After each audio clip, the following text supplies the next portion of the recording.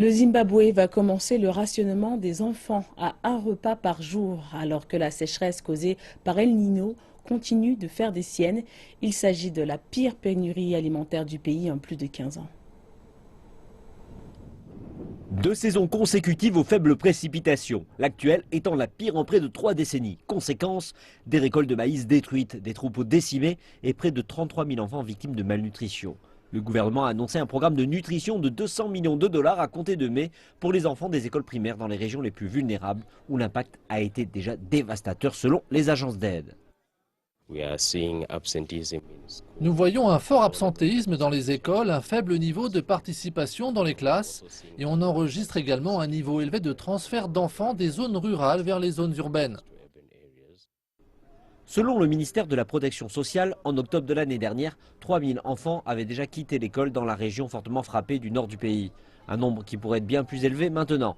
Et le gouvernement a indiqué que la priorité sera accordée aux 2 premières années d'école.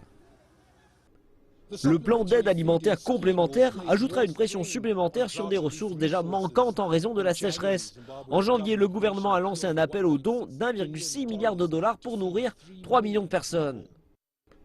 Le nombre de personnes dans le besoin est désormais passé à 4 millions alors que les réserves gouvernementales de céréales sont au plus bas avec seulement 3 mois d'approvisionnement. Et par ailleurs, les Zimbabwéens ont un besoin critique d'approvisionnement en eau potable. L'effort du gouvernement est noble, mais il doit être soutenu par un programme durable et de participation autorisant, par exemple, les communautés à établir de petits jardins, des jardins diététiques. Et vous voyez, avec les ressources en eau qui s'assèchent, il s'agit là d'un élément essentiel qui doit être pris en compte.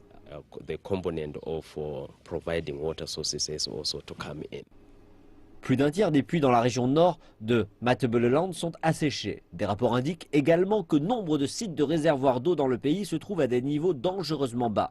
Selon l'UNICEF, 35% des foyers du pays ont des approvisionnements inadéquats en eau propre. Cette pénurie a provoqué des craintes d'épidémies de maladies d'origine hydrique. Le Fonds des Nations Unies a déclaré avoir besoin de 21 millions de dollars pour répondre aux besoins des enfants.